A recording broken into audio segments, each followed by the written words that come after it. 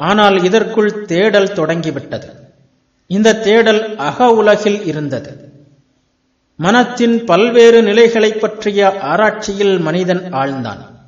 இந்த ஆராய்ச்சியின் பயனாக கனவு மற்றும் நனவு நிலைகளை விட உயர்ந்த நிலைகள் இருப்பதை கண்டுபிடித்தான்.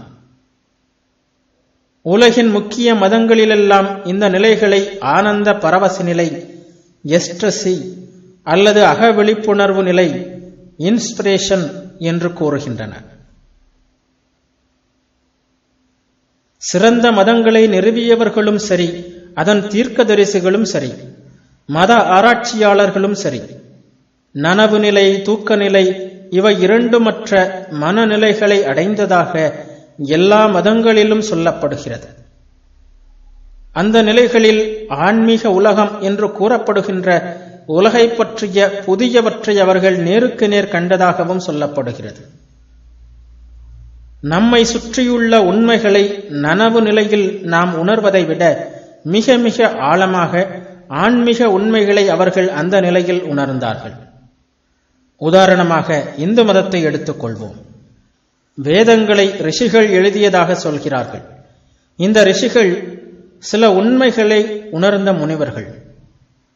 மந்திரங்களை காண்பவர், அதாவது வேத மந்திரங்களில் சொல்லப்பட்டிருக்கும் கருத்துக்களை உணர்ந்தவர்கள் என்பதுதான் ரிஷி என்ற சமஸ்கிருத சொல்லின் பொருள். இவர்கள் தாங்கள் சில உண்மைகளை உணர்ந்திருப்பதாக அறிவித்தார்கள். அதாவது புலன்களுக்கு அப்பாற்பட்ட தத்துவங்களை அறிந்து அந்த உண்மைகளை எழுதியும் வைத்தார்கள். யூதர்கள், கிறிஸ்தவர்கள் இவர்களுடைய மதங்களும் இவ்வாறே சொல்வதை நாம் காண்கிறோம். பௌத்தர்களை இதற்கு ஒரு விதிவிலக்காக சொல்லலாம். உதாரணமாக புத்த மதத்தின் தென் பிரிவினர். இப்போது ஒரு கேள்வி எழலாம். கடவுள், ஆன்மா இவற்றை புத்த மதத்தினர் ஒப்புக்கொள்வதில்லை என்றால் அவர்களின் மதம் புலன்களுக்கு அப்பாற்பட்ட நிலையிலிருந்து எப்படி தோன்றியிருக்க முடியும்? ஆனால் புத்த மதத்தினரும் நிலையான அறநியதி கோட்பாடு ஒன்றை ஒப்புக்கொள்கின்றனர்.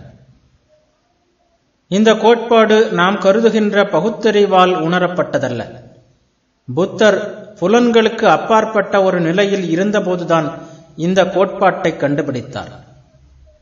புத்தரின் வாழ்க்கையை படித்தவர்களுக்கு, சுருக்கமாக ஆசிய ஜோதி என்னும் அந்த அழகிய கவிதையிலாவது படித்தவர்களுக்கு, புலன்களுக்கு அப்பாற்பட்ட அந்த நிலையை அடையும் வரை புத்தர் போதி மரத்தின் அடியில் உட்கார்ந்திருப்பதாக சித்தரிக்கப்பட்டிருப்பது நினைவில் இருக்கலாம்.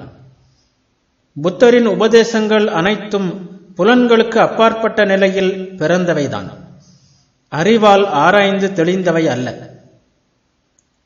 இவ்வாறு மிக உன்னதமானதொரு கருத்தை எல்லா மதங்களும் வெளியிடுகின்றன.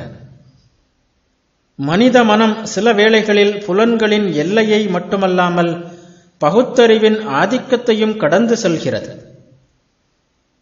அந்த நேரங்களில் புலன்களின் மூலமாகவோ ஆராய்ச்சி மூலமாகவோ உணர முடியாத பல பேருண்மைகளை மனித மனம் நேருக்கு நேர் காண்கிறது. இந்த உண்மைகளே உலகின் எல்லா மதங்களுக்கும் அடிப்படையாக இருக்கின்றன.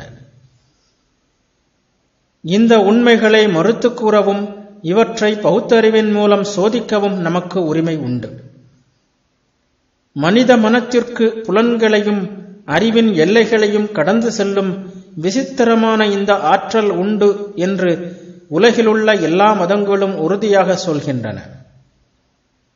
இந்த ஆற்றலை அவை ஓர் உண்மை வாக்கு மூலமாகவே வெளியிடுகின்றன.